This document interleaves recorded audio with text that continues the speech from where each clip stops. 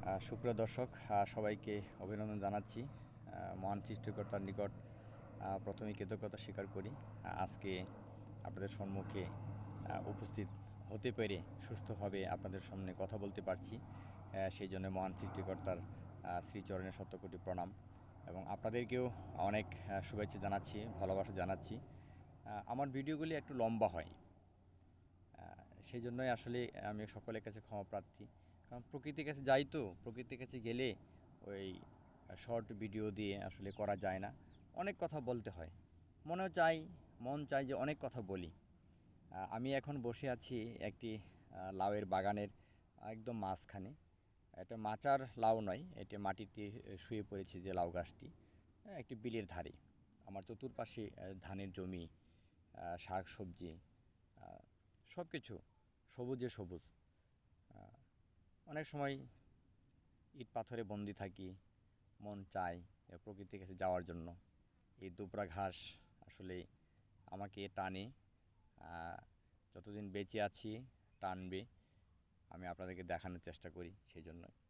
আর এই দুবরা ঘাসে বসে কথাটি মনে পড়ল, কবি রূপসী বাংলার কবি জীবনানন্দ দাশের কবিতা জীবন অথবা মৃত্যু। এই কবিতাটি আমার খুব ভালো লাগে, জানি না আপনাদের কেমন লাগে।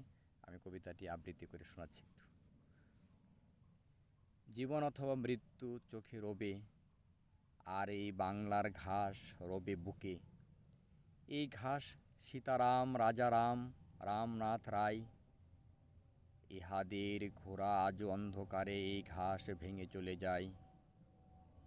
এই ঘাস এরই নিচে কঙ্কাবতী শঙ্খমালা করিতেছে বাস। তাদের দেহের গন্ধ চাপা ফুল মাখা ম্লান চুলের বিন্যাস।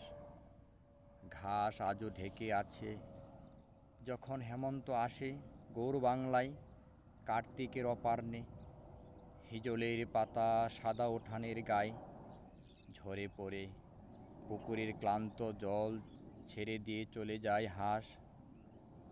আমি এ ঘাসের বুকে শুয়ে থাকি, শালিক নিয়েছি নিংড়ায়ে নরম হলুদ পায়ে এই ঘাস। এই সবুজ ঘাসের ভিতর সুদা ধুলো শুয়ে আছে কাছের মতন, পাখায়ে ঘাসের গায়ে ব্যারেন্ডার ফুলের নীল ভোমরা বলিতেছে। সাদা স্তন ঝরে কবরের কোনো এক কিশোরী এসে ছিঁড়ে নিয়ে চলে গেছে ফুল। তাই দুধ ঝরিতেছে কবরের ঘাসে ঘাসে নরম ব্যাকুল।